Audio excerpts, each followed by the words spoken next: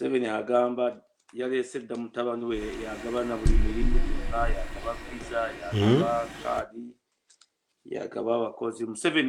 Muhoozi has taken over the country illegally. Kati bali mu process esembayo nga wazaakola. So if you believe in freedom, then you must act in defense of it. Otherwise, we diminish and we lose our right to exist. I borrowed that quote from one of our good friends, the State of Israel. If you believe in freedom, then you must act in defense of it. Otherwise, you diminish and lose the right to exist. Kati Muhoozi yawambye gavumenti ndowooza kati mwena mukyaba okutta kw'abantu, tetukyayinza kutuula ng'abantu babamalawo. Ekifaananyi kino nkikubye mu kkala kijje ku mawulire, omuvubuka ono gwe bamusse wakuba wa people power, wakuba wagira pulezidenti waffe Kyagulanyi. Bintu bino tubivumirira. We condemn these acts of killing our people, false imprisonment, false accusations, kati nga Bamalema Mabirizi, Salabireete, bonna tubivumirira. Ngenda kukozesa ennimi bbiri leero nga nsomesa kubanga tutegeere ffenna ki ekyo tukola. Tetukyayinza kusirika when Muhoozi has taken over the country illegally. He made the military coup.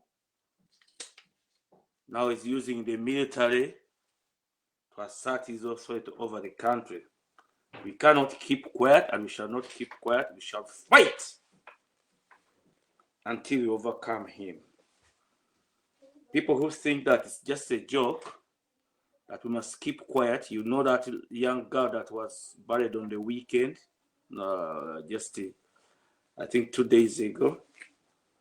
I saw that was connected to the torture of Muhoozi Kainerugaba, and now the girl is dead.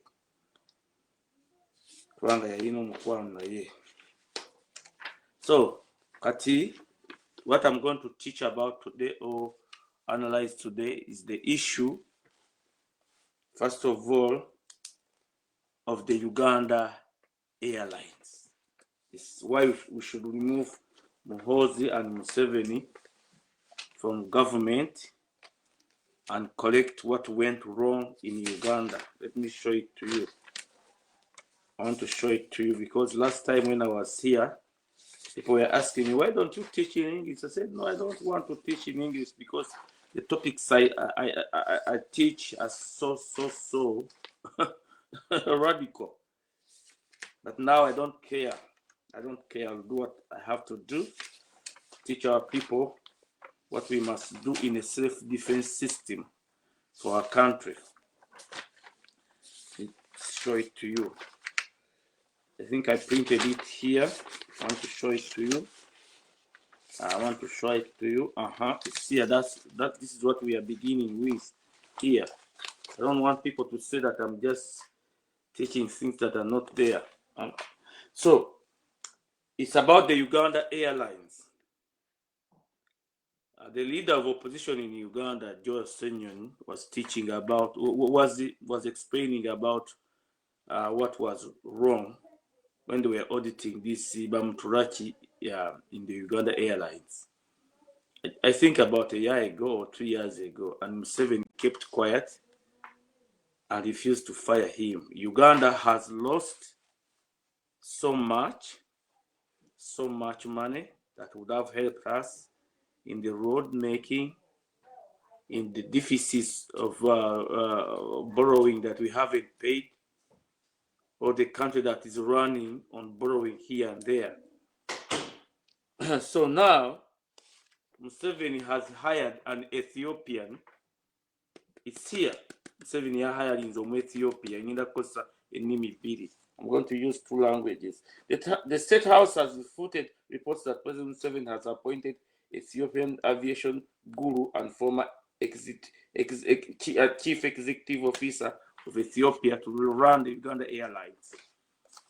Twabagamba, or we told you that the way Kyagulanyi is going to do these things for the benefit of the Ugandan people is totally different. Nti Kyagulanyi agenda kubikola mu ngeri ndala. Kakati abantu bwe njogera ekintu ekyo bagamba nti musajja naawe otubuulidde ekintu ekitaliyo ffe kye tutwala nti kijja kutuukirira. Kati nze byengezaako okubasomesa. Kakati, if Museveni was to correct these mistakes in Uganda Airlines, he would have fired that young lady or middle-aged lady from the position of the Uganda Airlines before losing so much money, then bringing in an Ethiopian. Out of the 48 million people, as he says, because for us we think that the number of people in Uganda are about 60. Because if you see the way they did the population census, they did it in line with cheating the election. This, you know what happened in the population census? The population census was made in such a way that we are going to reach an election. Mabadde tebakiraba bulungi nnyo nti baakitandikirawo nga bakikola ekintu ekyo okukisomesa obulungi okukikola obulungi okumaliriza ne batakola population census eri entuufu. Kubanga Museveni has brought in so many people from other countries to destroy Uganda as a country and Uganda as a tribe. Because in his 10-point program it's there, mwabatakimanyi bulungi nti ebintu bino abikola olw'ekintu ekyo. N'aleeta Congo, n'aleeta Burundi, n'aleeta Ethiopia, n'aleeta Eritrea, n'aleeta buli wamu bonna bagula buli sente zonna ze basobola. The owners of the country are suffocated in business, in education, in everything. Then he's bringing in foreigners to create a new society as his beliefs in communism and socialism are. So, how could Kyagulanyi do, or what is Kyagulanyi going to do about this issue of this? What is the difference between the policies that we are fighting for and then the policies of Museveni? I'll give you an example here. I'll give you an example. I just took one example here. You can Google it and read about it.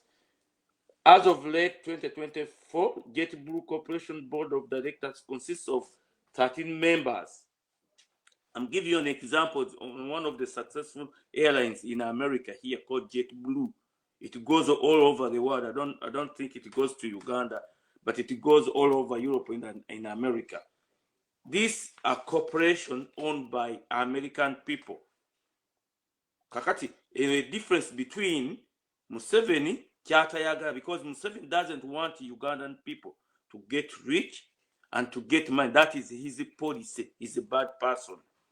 I'll use two languages because there are people here online that want to understand what we are teaching about the revolution in Uganda. So this is a private company, JetBlue. It's what can solve this corruption and mismanagement in Uganda. Now you tell me how it works and why we should remove Museveni. So the structure of the government in Uganda and the constitutions, Museveni is unitary. Museveni appoints every person and Museveni is Museveni.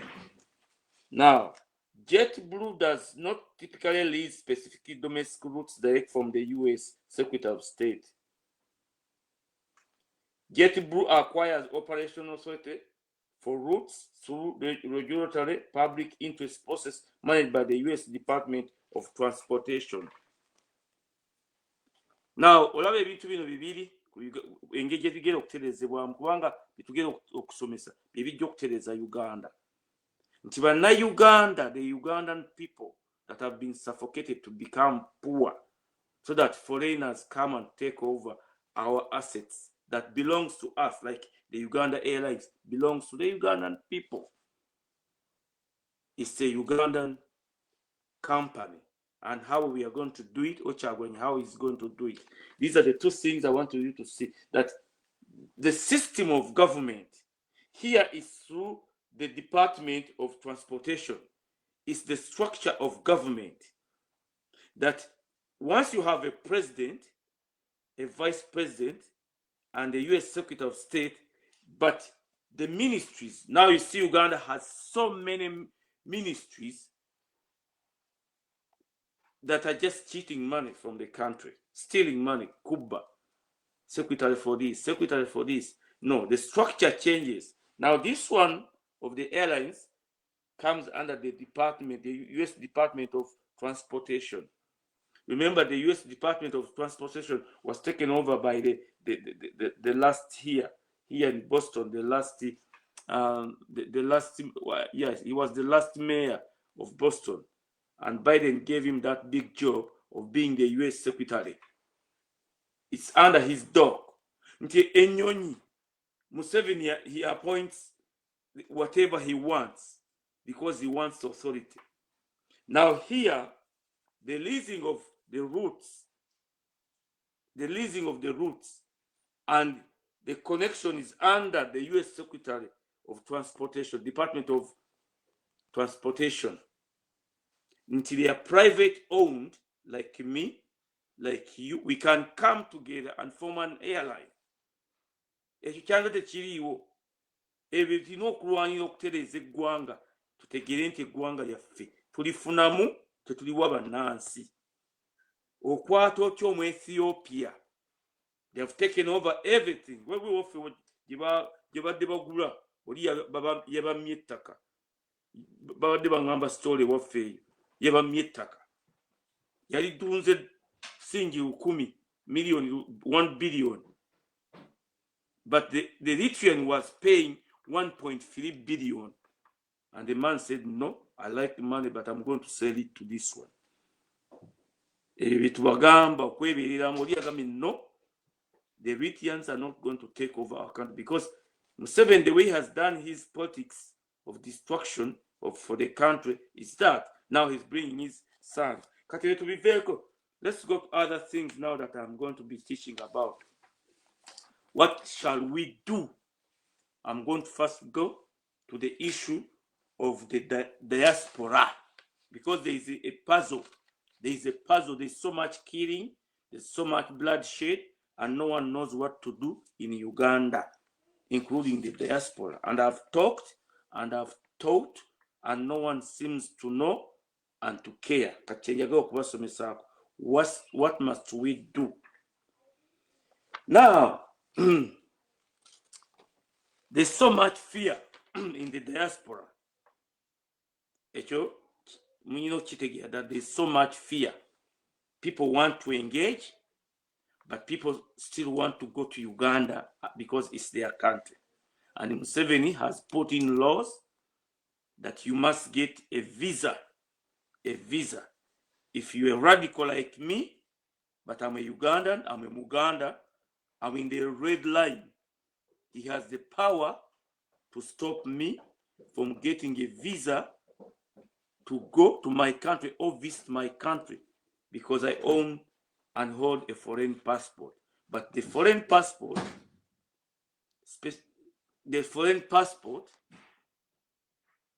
points out exactly, and I have the old passport of the Uganda, that I'm a true Ugandan, born and raised in Uganda. Now there's so much fear in that category. That's why people fear to come out, but people want to participate in the liberation struggle of their country. It's what I'm going to answer first of all, that the plan I'm going to put forward. The South African apartheid government, I'm giving you an example how the South African people overcame apartheid in South Africa, that those that were in exile. The South African apartheid government, through negotiations starting around 1990 and 1991, granted amnesty to ANC exile and political prisoners to facilitate their return to the democratic transition. So, muteko kuchimanya, there is that option that we must not fear.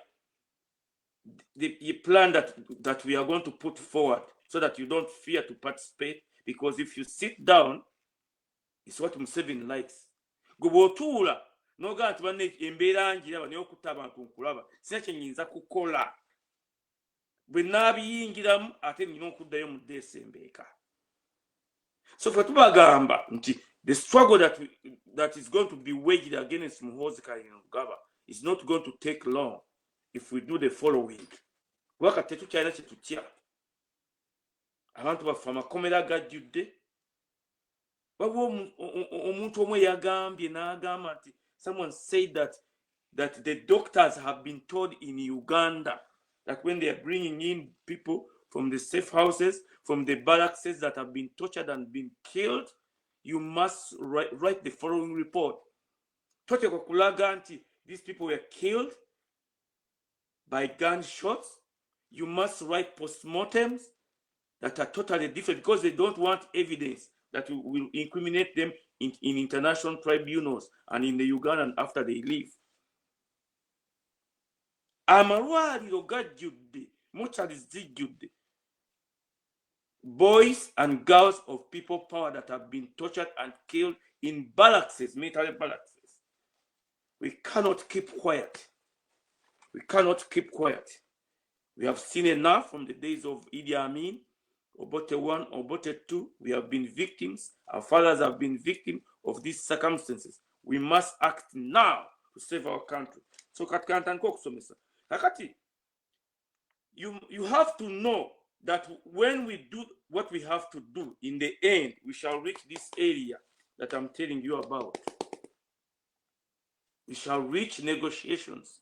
Because whatever is there now that Museveni and Muhoozi are offering to our president, His Excellency Bobi Wine, is this.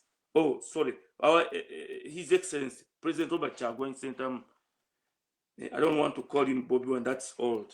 Now, I'm telling you this. Nti tujja kutuuka ekiseera nga tutuuse wano. Ye plan gye tuyina. We do not have any other plan. I'm talking about the diaspora. After the diaspora, I'm going to go to Uganda, what the Ugandan people have to do now.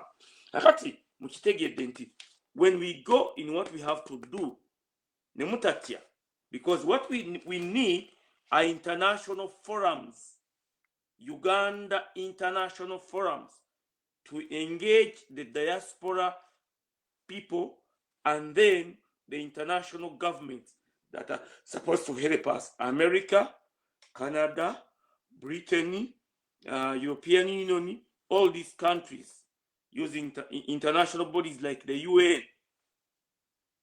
There's nothing we can do. Now, this is what I want to explain to you. Kinjega okubasomesa mu kitegere kiki ekiriwo kubanga abantu bategere kiki ekiriwo bagamba nti there's a NUP.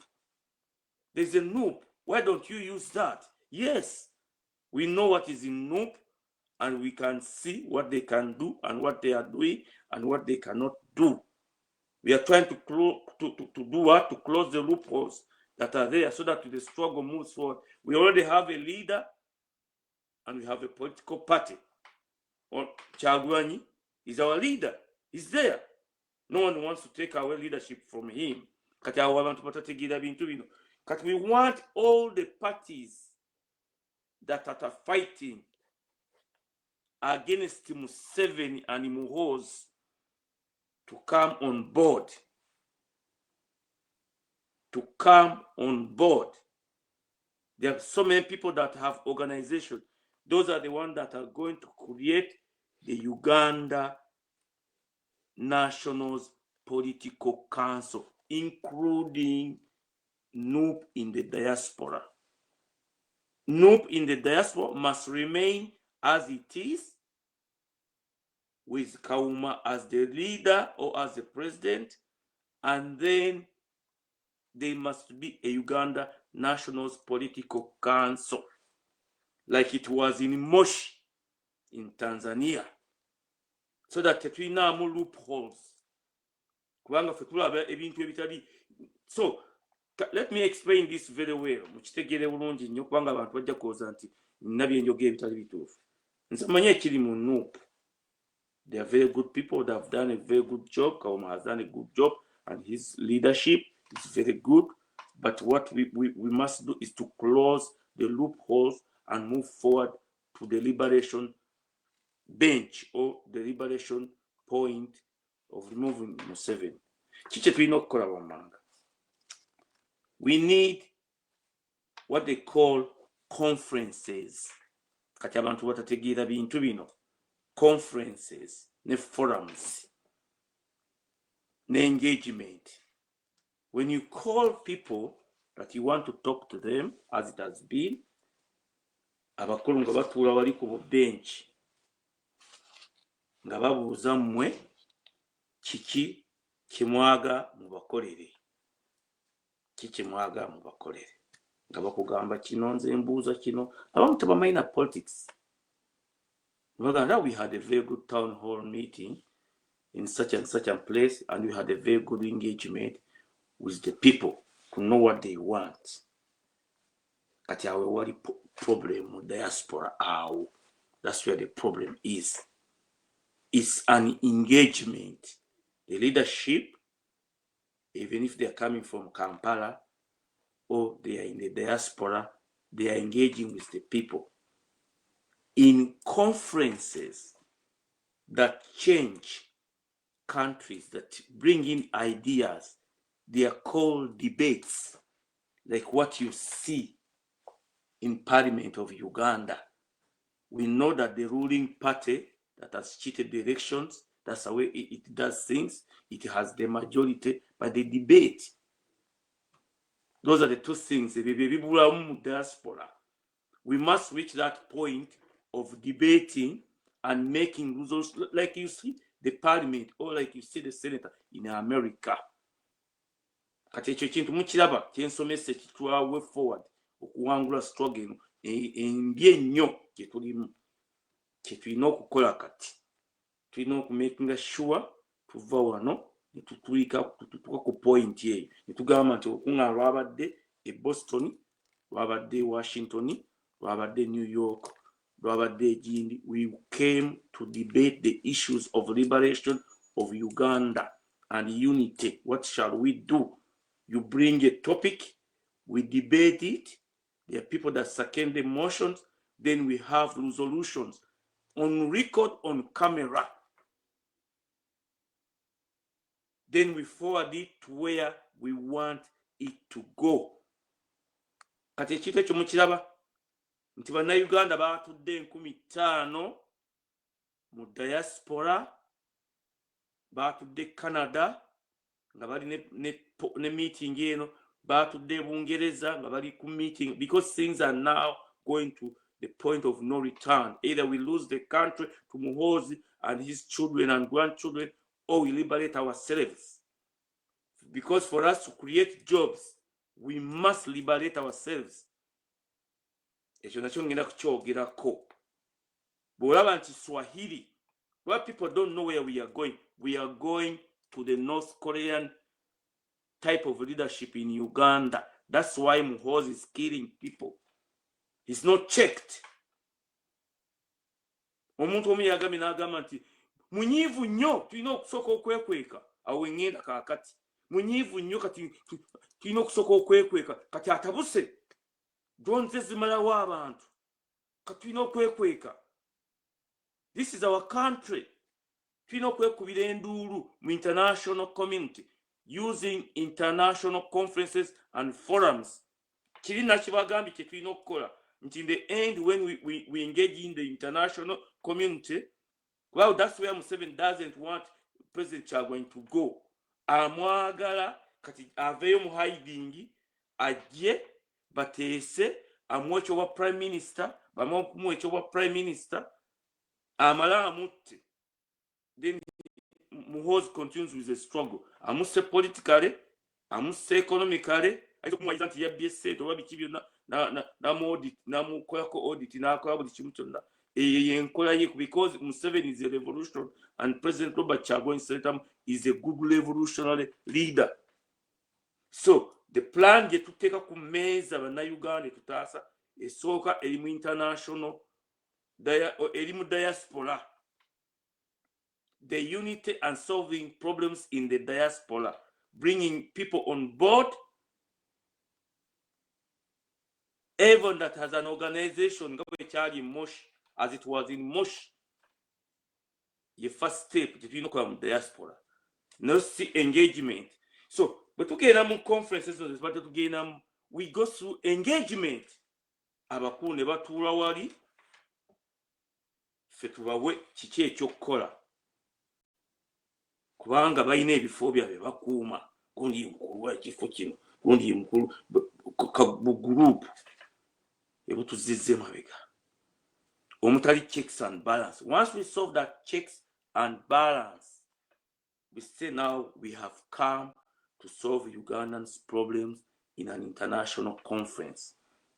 That from the beginning, but because people had their own interests, but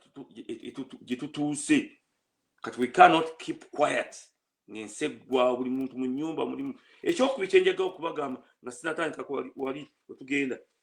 I want you to hold a black book in Uganda. Every missing person Mumaka in Uganda, they must have a black book and they must write down exactly what happened. We shall need that because we're about to gain more prayers. Nebiki omuntu we yafudde guwazise tubabanga muzika tebukyalina nagakaaba tubiraba twetaaga evidence eyo tugikozese mu conference ono fe tumanyi gye tulaga kambabulira akantu ako kubanga abantu bategeera kintu kino bulungi nnyo batu bategeera lwaki nkolako emphasis ku bintu bino. Ngenda kubawa omusajja bamuyita Wiseman oba mumanyi Wiseman oba mwali mumuddeko yali musajja mujju because he was I think Wiseman was the first president of our good friends. They are my good friends. The Israelis are my good friend. I don't hate anyone, but they're my friend. You see, that's the way I am. But I do not hate anyone because of religion or anything, but they are my friend. Whatever the creation of the state of Israel, the difficulties they abantu abakola emirimu mu America kanti baddemu ekintu kino mu kitegeere politics wa America bw'akola. Why do I put emphasis on that? Abakola emirimu mu America ab'omuntu omu oba if you get the right person, the right people that know what to do. Ngenda kuba example ya state of Israel. Nga bafuna independence 1948 nokufuna UN resolution. Wiseman yalina ekintu kyeyakola. Wiseman had what he did for in the World War for Britain. I'm promising omuyamba. You know that Uganda was given to the Israelis and they refused it. And they said, no, for us, our country is Israel. We do not want Uganda. What they call Arya. So Wiseman had friends here in America. He had friends. They are friends that you cannot find in the whole world. You can find one man akore mirimu. Wiseman yaina omuntu gwe balina okubayamba in the creation of the state of Israel. Yali President Truman. God give him a good rest, President Truman. Yagamba Wiseman yagezaako kumulaba.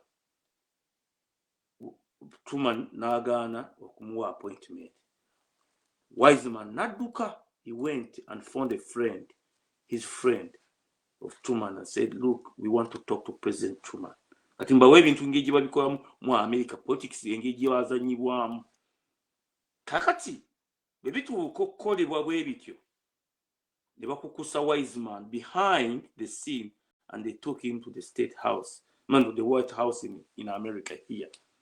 His prayer was that help us establish the state of Israel. When he spoke to President Truman, the president of Truman calls the US Secretary of State, how it works, and then they call the representative on the United Nations. because the president has said, now we want this motion to help the state of Israel. Now, and that was wise man in America. Yengeji bakwamu ebintu bino mu America. Kyetuva tubagamba nti mutuwe conference zino. Ffe tumanyi ekyokukola. Ffe tumanyi ekyokukola. Mbawadde mu ngero. Ffe tumanyi ekyokukola. And the resolution eyayamba the creation of the state of Israel up to this day. That's how it was made. Kambawe ekirala. There was another crisis. There was another crisis here in America. I think it was the Kennedy crisis with the Bay of Pigs. I think something like that. You can read about it. The Khrushchev, I think it was Khrushchev with the missile crisis in Cuba here. When the Cuban government brought the Russian and brought nuclear missiles pointing at America. That was a world crisis. The person who solved that mystery and problem for the world to go into a world war was one man. We know so many people engage in America. Now we need a solution of saving our country where it is now today. Fetubagamba muyitawo tubagamba muyitawo mutuwe kye twagala okukola. Give us a conference.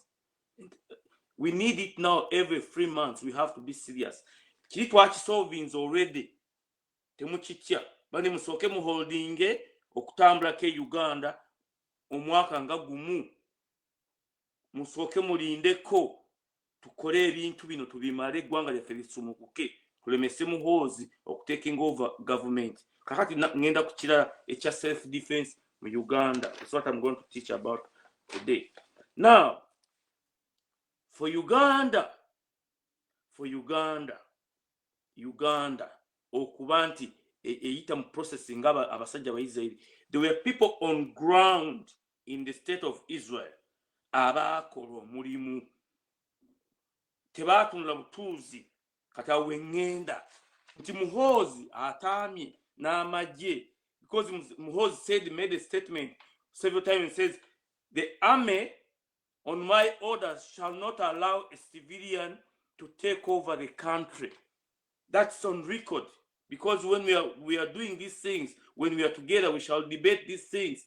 When we are making prayers to help ourselves against Muhoozi, because now we are fighting against Muhoozi, and Muhoozi is Zimu forever, like North Korea. So what did they do? They created militias on the ground against the British in self-defense of their interests on the ground. We cannot keep quiet. Netwanga Muhoozi atta abantu nga ye bw'ayagala. The drones come during the day.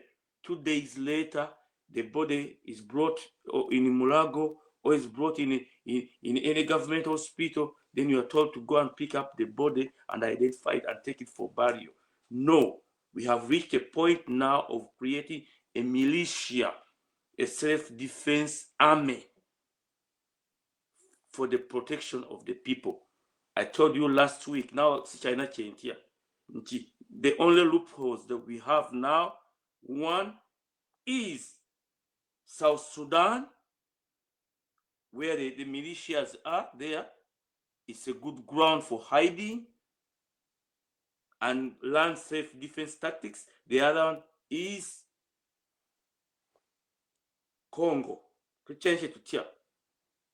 We are not creating an army to fight the government. We are creating a self-defense militia to deter the government from killing the people of Uganda. Now, once we establish that people, or those people that are willing to enter into that, the people in the diaspora must help these people, because it's a way of defeating Muhoozi. Tetukyalina kye tukweka. Ensi yo temwetaaga naye tebakyalina kyakukola kubanga amaze okuwaŋŋama mu buyinza. Ekyo mukiwulira. If you feel threatened in Uganda and you cannot live in Uganda, they are killing you, they are looking for you, please go in self-defense areas in South Sudan and in Congo and stay there for a while.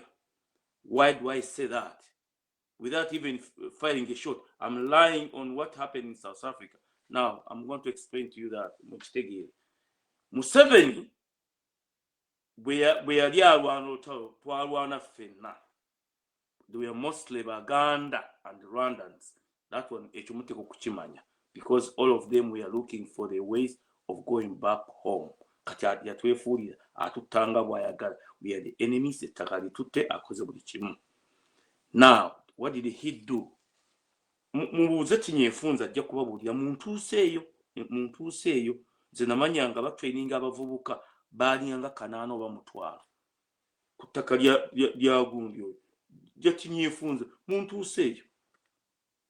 Kakati bwe babagamba nti ye bannayuganda bagenda ne bafuna self defense tactics nti kiba kimenya amateeka because is in government, then awo ye abaalimbi kambabuulire lwaki.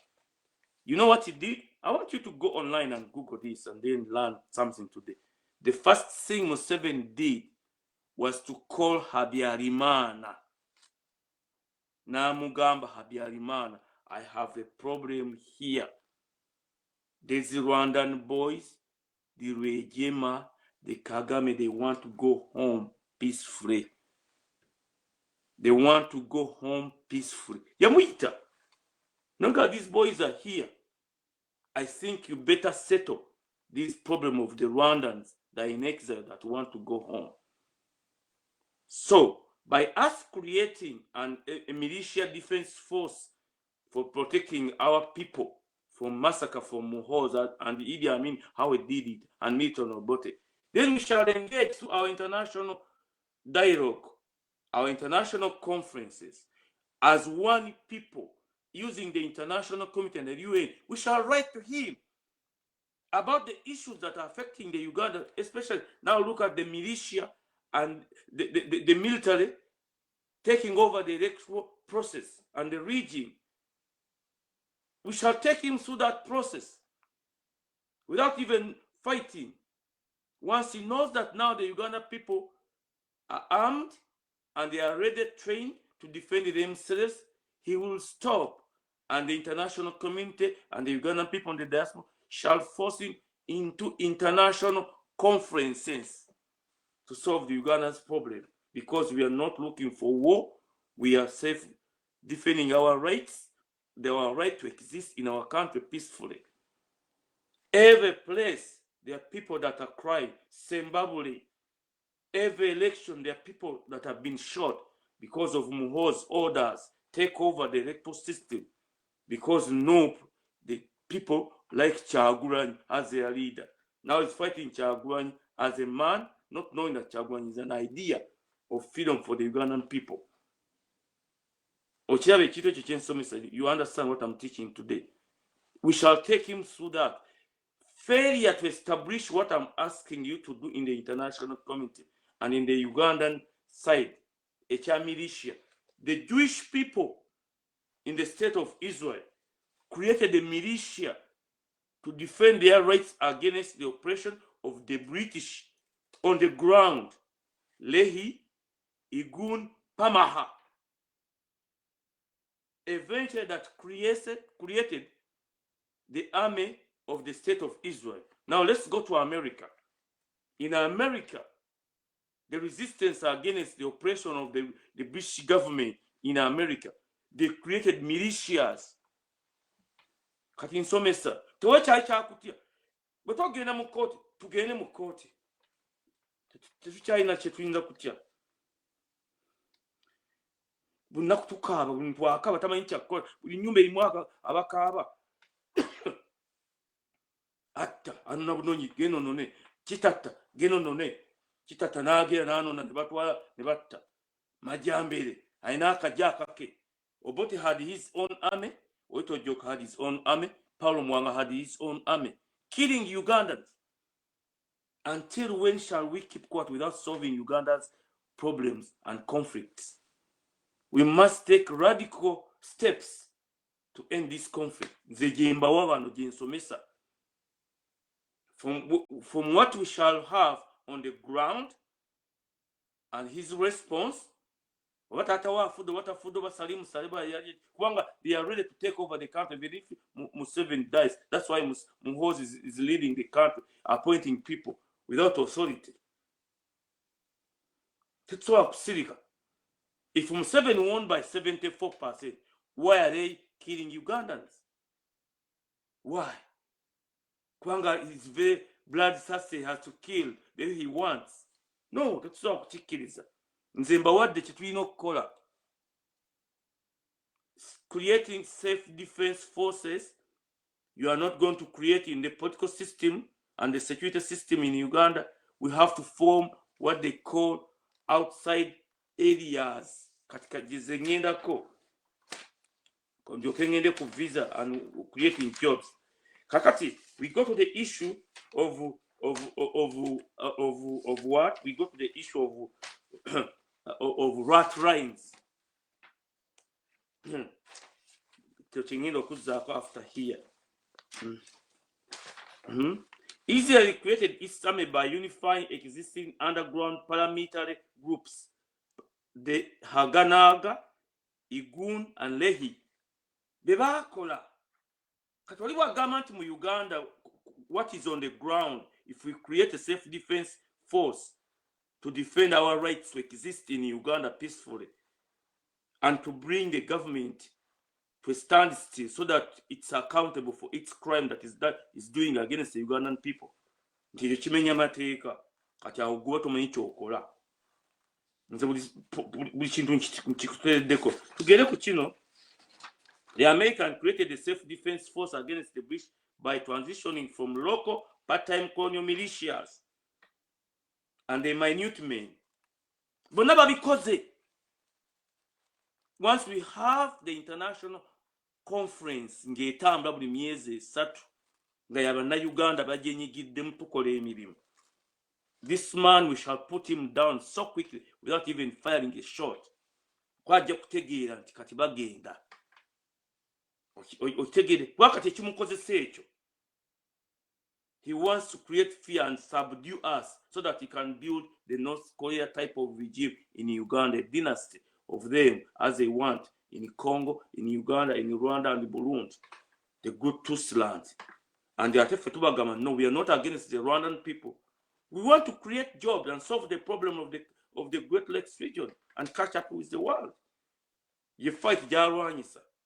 So, kakati, tugende kucha underground. Tukitege. Mbalago mchala wano. Tabuman. Mubalage wano musomeko mumulabe. Abantu babikoze against slavery. Otegedde. Abantu babikoze. Wano mu America wano waliwo gundi. Waliwo omukyala wamali musomyeko. Nze kamubalage wano. Wono musomeseko wano. The most famous black woman who helped the slaves escape was Harriet Tubman, known as a conductor for the underground railway system. Twetaaga solidarity ng'eyali ku Obote. Kicking out Obote from Uganda, twebeeramu tukosa ekintu kimwe Museveni akitya nnyo solidarity. Buli muntu yasirika n'agamba nti bw'otegeera nti gundi muyeekera, gundi alwanyisa Obote, ayine Museveni bane Kayiira bane Nkwanga. Tuyoke creating underground system etambuza abantu okubatuusa Congo, okubatuusa waggulu South Sudan. We are fighting for our right now to exist as a country, as people. Okufuna ettaka, okufuna emirimu, creating a capitalism. Okuwona ennaku gye tulimu okuttibwa emirembe n'emirembe. Now if every election that happens in Uganda, Museveni shall kill and his son shall kill 20,000 people and cripple as Obote did, as he did in the last election, as he has just done in this election, that he has cheated, then Uganda will not exist for another 100 years. Kakati tulina okukosa obukodyo obuliwo. Nti underground kati ze ng'endako. If Museveni is not fearing the underground, why has he appointed a Bataka leader in the state house? If Museveni is not fearing the underground, because the way people like Kyagulanyi, they change, they can create exactly what he did with far less time. Hey, Kyagulanyi, what is Kyagulanyi? Kyagulanyi has done his job and is doing his job. Yatubereramu, natatirira, mukazi we, they beat his wife. Now they're in his house. They are doing everything because they are not checked. Until we create an opposite system that is checking them, mujja kwanga batunda ettaka. Mukyegendeze ekisayi gye mujja okutegeera kati batunda ettaka. Kati tebamanyi gyali. They are puzzled. They don't know where he is. Now they are puzzled.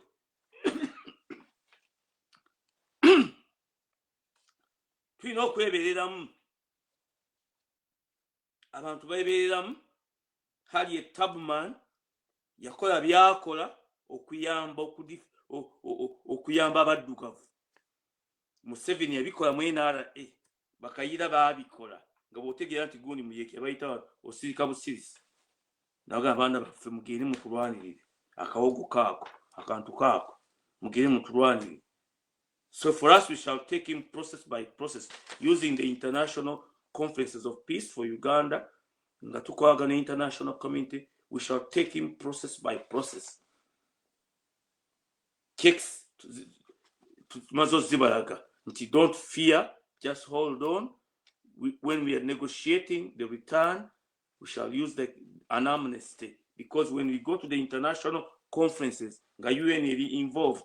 What Uganda, what Museveni wants, Kyagulanyi to come out and negotiate with him, and then it's over. He doesn't want the international conferences because as Itiako Bagalanta. Let me give you an example of what a Galanta works and does. In Rwanda, our friend, I like Rwanda very much, and the Rwandan people. So I don't have a problem for the record with the President Paul Kagame. But you know what happened to him? On the Congo War, which he has with his neighbors because of the Banyamulenge and Tutsi people, where Muhoozi is helping them and Museveni. Now, because once you have the international community like President Trump and the US Secretary of State as the guarantor of the peace process of ending the conflict, you cannot turn away from that. Now he's going to build. Now they're trying to build. Now, I don't know how far they are. He has gone on the Soviet side. He's going to build a nuclear reactor. Like Museveni and his son wants to build a nuclear, which they are building in Ibusoga region. Because that's the last that creates a socialist system that is untouchable. That's why you see President Trump working so hard now in negotiation with Iran, because Iran has been subdued to negotiation so that it doesn't build a nuclear reactor in Iran. Now Kagame is building one because of their dynasties, and Museveni is building one. So if you keep quiet, you that are in the diaspora, when H-Kumi, or no Rabidi, or H-Kumi, or no Meka, or Jakuzo ku chapter yo, nebitu to joke take out, or could defending our right to exist in Uganda. We take it, Katimbabudi, Abantu, engage back one way into Kambabudi, the state of Israel, the creation of the state of Israel, how they did it. Muchitege, the state of Israel, how they did it. Engage back Koram. Buli kintu kyonna kyonna ekireeta okuyamba abantu kifuna resistance, but if you are committed, if you are committed bakituukirira, kimanyi kituukirira. Kankikulage wano. Israel, after the Second World War, abantu baayo bayiganyizibwa nnyo ne batakkirizibwa ba Palestine kukomawo waabwe. Omwenge bakikolamu. They had to form underground networks. Ne baziforminga. Kyova Museveni afuba nnyo. Kakati ekyo kyenjagala okubagamba munaakikola mutya. Kyova nti ye kyeyakoze yadduse mangu n'anoonya ng'alowooza nti tuli bikere. Kubanga nze ndi Muganda nina ekika. Clan leader kyayagala kyennyindirako. This is no longer about clan leadership. This is about Uganda now. Omucholi ayina ekika kye. Omulugwala ayina ekika kye. Ayina buli muntu yenna ekika. You have to form underground networks. Underground networks. Nimuma okuchecking on omuntu kumugenda okutamuza mu underground si mbega. Amabuli ekintu kino mubiyige. Mwawula batamanyi mwali muddeko buseruka. Museveni abantu beyatta ku parade ku makye buseruka. Mwali mubawuliddeko. Ya influencing underground networks. Fetwali tulaba, because for me I'm a political analyst. I was not engaged, but I was looking. Ndaba ebintu bino. Naddira n'ayingira mu underground network zaayo. N'aziyingiramu n'ategeera bye bakola ne we bali n'abakera n'abatta. Bangi abamu yabakwata. So, bwe muba mukola underground networks, kambabuli abalala. If you read about the partisan mu Europe in the Second World War, they had underground networks. Izitambuza emmere, izitambuza emirimu. Aba-Germany n'aba-Italy ne bakola parallel underground networks. Kwengoloza, kubanga ebyo najja bikola. Kinva mbagamba kati wano muteekwa kube nga mulaba bulungi nnyo. Muteekwa kuba nga mulaba bulungi nnyo. Because the reason why we are preparing to have a militia is for self-defense, not to fight against the government. Tugiteeke ku checks and balance. Bategeere nti waliyo abantu that are ready. Nga bwe yakola Kagame, maya bwe yakola Habyarimana, yamugamba nti abaana Abannarwanda bandi bubi wano. Bandi bubi. Bagakuddaka. Ate nze ndi mu buyinza. Emmundu bagiyize. Balwanyisiza obote. Why don't you negotiate with them? And then they come home peacefully. Habyarimana n'agamba, I cannot do it. That's the purpose of the active international political wing. Mu diaspora that involves every person of NUP and other organizations. Tuleme kubaamu na loophole. Buli alina organization agiggyeyo tutegeere ti oyo gundi tuba tumumanyi. Bwe kyali e Moshi, abantu badduka ne baleeta organization zaabwe mangu. Women organization fighting against Idi Amin. Baabireeta eby'omu kikapu. Tulina okutegeera. Did you register this organization? Have you been active? Kama okutereeza wano. Anti bagikyeka. Munindeko.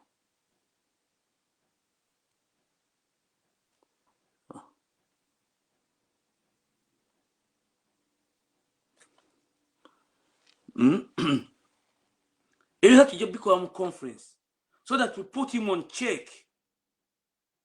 On check. Tukole omulimu guno. Wanaategeera nti bano abantu bagenda kungoba nga tuteese. Tumugamba nti waategedde nti tugende mu international conference of peace and stability for Uganda and the Great Lakes region. Twanyu gitulina okulaga gye nabagamba luli nti kiki nti ensonga ezisooka ku waggulu amagye okweyingiza mu byobufuzi y'eggwanga. Ekyokubiri okulonda. Kuba mwategedde ekigenda okuddako. Museveni Muhoozi yagambye nti agenda kutereeza parliament because Kyagulanyi political amukubye ku ground amusenkenye. Kati yagambye nti bagenda kuyisa motion mu parliament nga parliament eya PLU oba ya NRA beba yisa motion nti be balonda president. Ndoze mukyeri kyafumye dda mawulire. So temukyayinza kutuula wansi. Tugende ku Swahili. n'emirimu.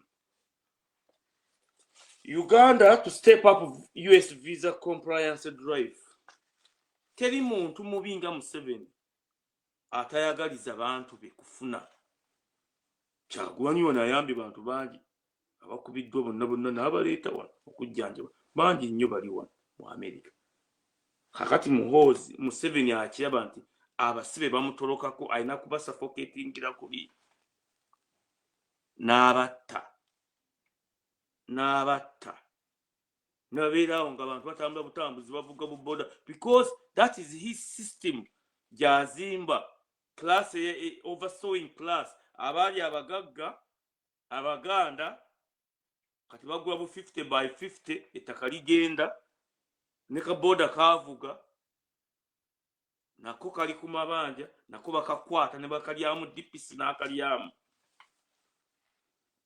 buli wamu bwe twasooka okwogera nti bakikola mu Uganda wonna ne bagaa nti kati bakokola nti kibakole ekyoli kibakole Kamoja wonna tebamweta kyova Kyagulanyi president of bamwagala nnyo.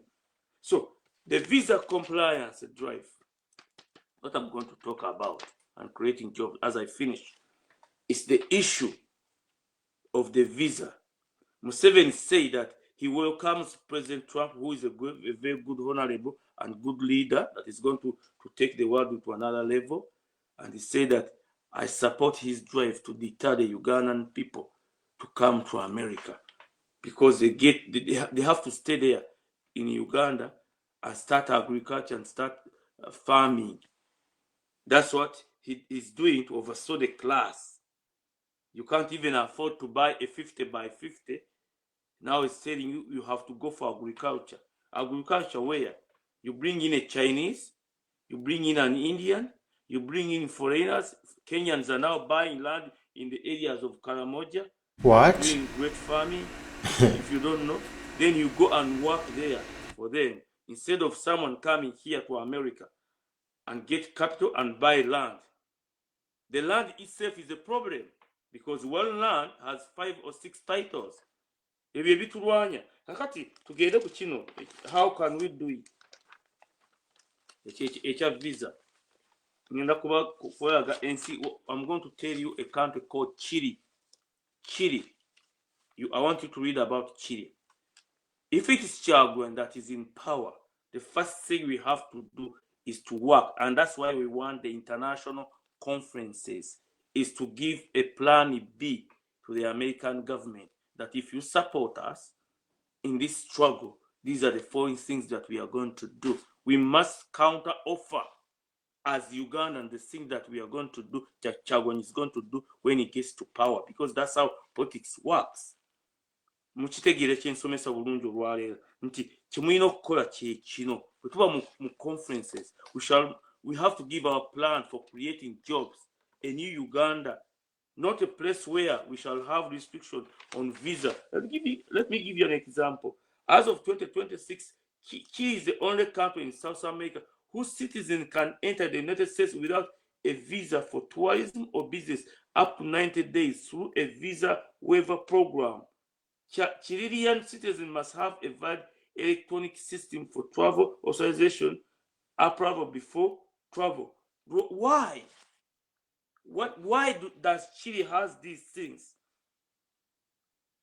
Mubisomeko trade. Chile is one of the largest suppliers. Kanjibalagi one mugitegere. Chile is one of the largest suppliers. Chile is one of the largest suppliers. Chile is one of the largest suppliers of this salmon fish. One mu America. Which Chile is supplying America. Because the way it works, the way Kyagulanyi is going to work out with America. Muhoozi is working with the Soviet. Muhoozi is working with the North Korea and with the foreigner to take our country. Kyagulanyi says, no, I will negotiate with America so that we have visa free. Because for us to create jobs and trade, we must work with America. Now, I'm going to go to the issue, how they are going to do it. Uganda. Certificate of leaving the Soviet Union.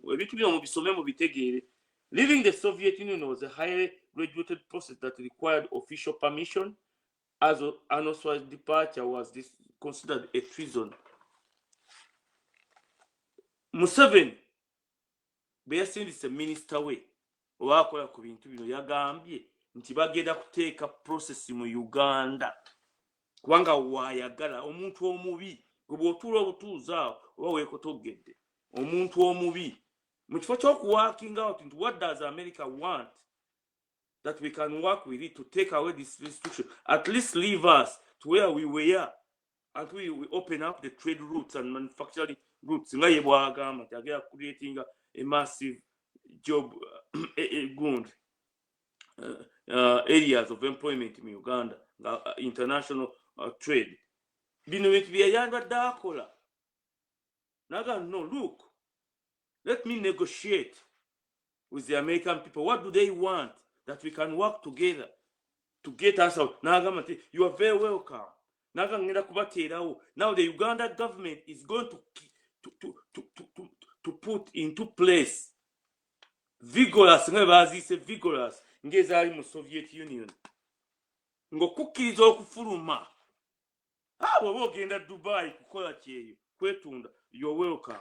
Bw'oba ogenda Kuwait kukola bwakadaama bakuwe $3 omwezi, you're welcome. Naye bw'oba ogenda mu America okufuna ku bugagga bwennyini okomewo ng'oli mugagga, awo olina okuyita mu process eri yennyini ng'eyali mu Soviet Union. Omutima ogwo omubi bakkiriza baabwe bokka. Wano mumubuuze scholarship zonna okuva twazikomplainingako okuva mu 90 ezibadde zigabibwa baali baziwadde abantu bonna ab'omu Uganda, mula abantu bonna basomye banyankole batuusi, baali baziwadde buli muntu equally, baali baziwadde. Bajjanga wano bapangisa nabagamba nti flat eri more than one about 3 miles from here where I stay. Byebakola baga tumukubira weereere. Fabamanyi history w'ensi bwetambula mu bubi bwayo. Era after the fall of the Soviet Union, system, if you're trying to travel outside of America, outside of Uganda, going to Europe or America, you have to apply to the Ministry of Interior, and they have to check ogenda kukola ki, olina sente mmeka. Okusaba ko tetukkiriziddwa. Sigala wano Muhammad ffe tumaze okukiraba. Let me say this in English very well. If holding a visa and you are leaving Entebbe International Airport, the immigration puts you into a situation, if you don't give them something, they'll not allow you to leave. Kubanga, you are going to go to America and escape poverty. What about if the government is the one going to be authorizing you to apply for US visa, and then you pay $15,000 to American embassy so that you are getting out of Uganda to go and make some money in America and build a nice house, take your children to the best schools in America. For us, we are saying no. Kyagulanyi is going to do it the opposite way, the chilly way. We shall negotiate, but we shall negotiate through a counter offer in the international conference. In this international conference, we must win President Trump on our side. Nabagambye, why? Because for anything that we need to do through the UN and through everything, we must win these people. That's how politics work in America, not on individual basis. Don't say we don't know what to do. Read and listen to what I've been telling you today. What people have to do on the ground, musoke mufulume mwekweke. Nabaga, the first thing you have to do if they are looking for you, first hide, and after that look for rat lines and the underground rail network and escape to South Sudan and Congo. Then go through a process. From there we shall see what to do, process by process, like that man I've shown you here. Here, this man was shot by the government. You can see him. This man was shot. He's lifeless. Look at the wounds, gunshots. People are burning every day. What do you gain? Instead of dying like this, just hide and escape and live for another day. We shall help you where you are. Better kawunga, betaga bijanja, betaga munyo. Betaga munyo. So let it be. Tugere ku kino. Kisembayo. Full blown no kinder verdict possible when you hear that Uganda ruling party now wants to amend the constitution, not for the better but for the worse. Plan the destiny of 45 million, which will be decided not only by 20 million registered voters, but by 500 something members of parliament. From 7 nemuhoza okusoldatinga obuyinza bwe ku Uganda. Gwe banayagala nga okuyingira mu parliament gwe bajja okuteekamu. Gwe banayagala nga okugenda okulonda mu parliament naye afunayo kintu kidogo. You don't know how Museveni is rigging the country. He created a big parliament where he pays people. He pays them. 5 years, I'm going to make 1.5 billion. And I spent 200 billion. But half of the money I have to take it back to my constituency. And for me, I'm going to make 700 in 5 years. Plus being a honorable. That's how he's rigging the election. Big parliament. For us, we said no. We shall change it the opposite way. That's why Kyalude said he's going to build a new country. We pay off the existing members of parliament and the political system all over the country, police, army, and everyone be paid, and then create a new system so that we have secretaries, the president, the vice president, the secretary of state. Then you have secretary for commerce, the secretary of commerce, or secretary of agriculture. There is a secretary in Washington or in Kampala or in whatever you want to put those houses, because now this issue of Buganda is a problem. But there's a secretary for Buganda in Buganda. There's a secretary of agriculture for Busoga. There's a secretary of agriculture or education in Choli, in Lango, in where? Right there. Not one minister. He has a responsibility. He's coming from Mbalala, but he has a responsibility of Karamoja, Muchala Museveni. So these things must end. So leero mbasomesezza ebintu bingi nnyo kwati sikyana kyenkweka kati nze kati nja kubisomesa. You act on what I've told you. On ground, go into hiding. If they are looking for you, create rat lines, escape routes, and go to Congo and South Sudan. You know where to go in South Sudan, where Museveni cannot touch you. You have to go to that area of Macha, who is an enemy of Museveni. Not Savakia area. Stay there as we engage him. The way he did Habyarimana and the Rwandan issue that has brought us to where we are now, taking over the area. We write to him and say now we are in the international conference. We went to the government of Uganda and the UN and the Americans. He said we have a conflict here. To solve this conflict, Singapore yakola Habyarimana. Gamba bana bali wano. Haddo batta. The election issue. No, that's not enough. Let's go in the international conference using the United Nations, the American government, the Canadian government, but nobody in the European Union. Let's go. It must have guarantees. The return of us, ngaba radical. Go zanzenyizo kera kumachani baganti. Zingenda Uganda. Musiru. Simanyi politics. Simanyi politics. Banzite. So, mbibabulidde ebyokukola byonna bye muyina okukola. Tugende ku kino ekisembayo. Mbadde njaga saagala nnyo okugenda ku kino. Nasoko eretinze jobs. Nina kebo wano. Nadde n'essimu yange ng'entawaanya. Nina kebo yange wano. Ogiraba? Eno kebo. Eriko Berikin. made in Vietnam. Made in Vietnam. This cable, instead of killing a Ugandan for free, but we don't know that all this week I've been looking at Ugandans, the young boys and girls that have been killed by the regime for nothing. President Secretary General for Murungi Rubongoya Yagambi, 3,000 Ugandans are missing. 3,000. But I told you, for me, my intelligence tells me that in the barracks, there are over 50,000 Ugandans in the military barracks under torture to deconfess people and Chagre. In the barracks all over the country. Instead of putting them to work, it's torturing them. This is made in Vietnam. This one is made in Vietnam. You know the company that is making them is an American company.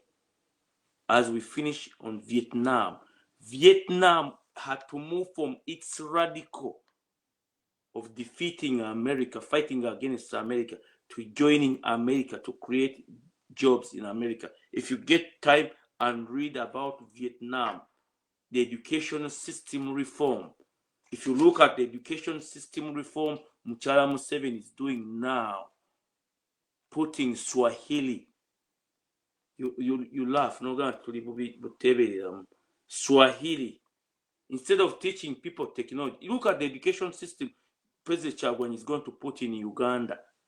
In Uganda, the American base, because Vietnam realized that for creating jobs and getting unemployment out of Vietnam and develop the country, it must align with America. It had to reform its education system to align with the need of the Western world, not the Chinese, not the Russians. And Museveni is bringing the education system exactly. Look at Swahili.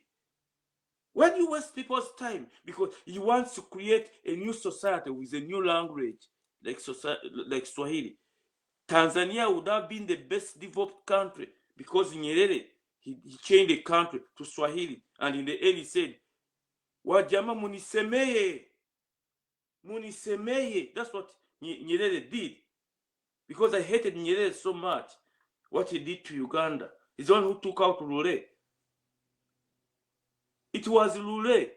It was Nyerere who took out Lule, brought us all this problem of Museveni today. Museveni never have come in if Nyerere had stuck the argument of Mosho bringing in Lule.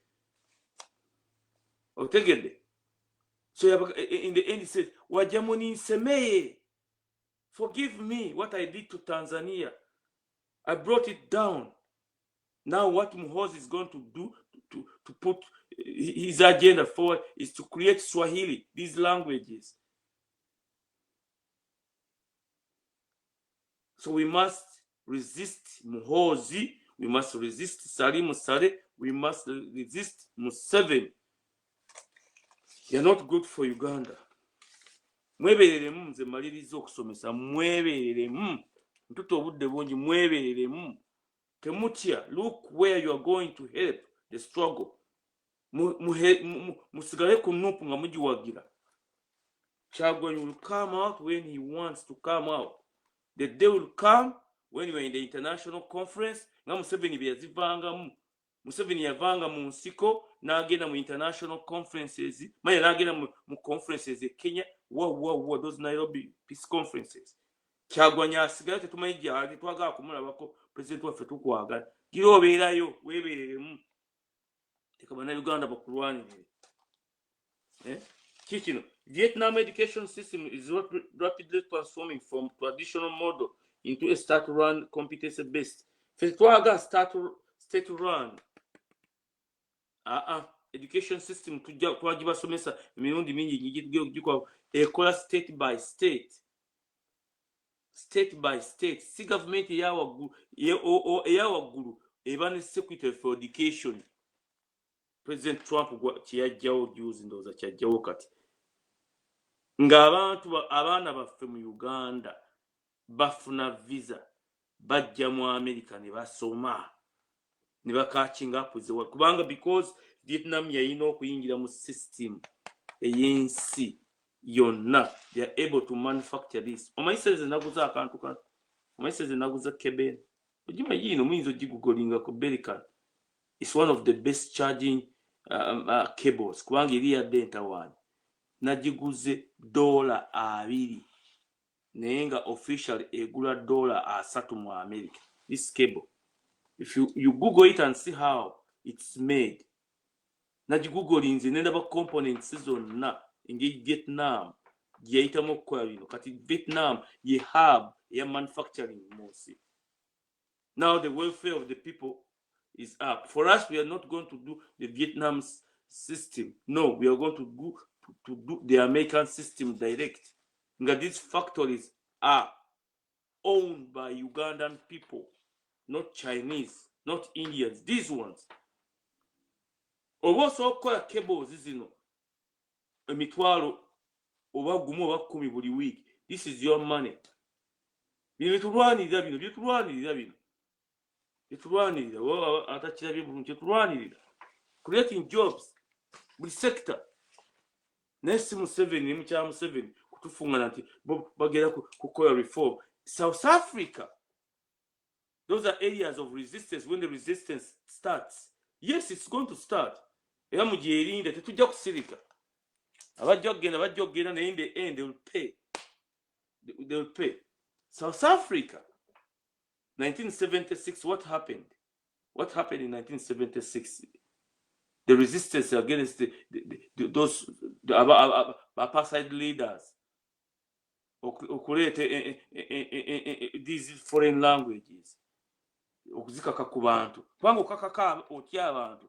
Nti gwe nga mukyala Museveni pushing a socialist agenda nga North Korea. They have to, over China, they have to have one language because it's in the curricula over of their brain. People call it China. China ine egundi nyingi muzita mutya. Yaina egundi ennimi nyingi ne bazijjawo n'ateekawo lumu. North Korea eyina lumu. Kakati Museveni naye ayagala kukola lumu ng'atandikira mu masomero. Kyova nti resistance eteeka okutambula mu masomero. Kyova yayogera Museveni kagamba nti tokkiriza Kyagulanyi president waffe okuyingira mu masomero kuba naye yazimbira resistance. Balenzi bwe njogera ku Uganda nyinza obutamaliriza. Buli mukyalina okukola essaawa ereetuuka nga gamba abaana tubagambye Busumi babakakatya be South Africa mu 76 baga tubigaanye tetujja kubisoma. Kiki ekyaliwo? System yatandika okugwa naye buli abantu baate babifaako kuba bo batandise okuteekawo obufu bantuntuyani. Bote mumanyi South Africa system bwe yayebbe batandise okuteekawo obufu babuyita bantuntuyani. Abaddugavu batandise okubateerawo states zaabwe nga Botswana, KwaZulu Natal naye nga boogera olulimi lumu. Baawula classes ne Museveni ne Muhoozi kye bagezaako okukola tubateerawo olulimi lumu. Ebyo ebintu birina kuba ku referendum. Mwagala kusoma technology to catch up with the world. Tulina abaana abato. Omwana omuto wano mu America omutya n'okumutya oluyingira mu ssomero wasting a time eyo. Balina time gye batuuka ne bagamba nti oyagala kusoma Chinese? No. Oyagala kusoma gundi uno Olusipaana? Yes, ndwagala. Kale lusome. Ye yalina okukkiriza omwana y'abazadde be naye si bano kubaga tujja kubakako Swahili kubanga twagala transforming this country into a socialist state. Nawo kati the stage tujjako from there buli mwaka nga Muhoozi manya Muhoozi bw'aba afudde aleeta mutabani we bw'afa aleeta nga North Korea tubakyakwatulwako. Manezi kamaliriza. See you next week. Mwebere soma. Kale tweyanziza bebe.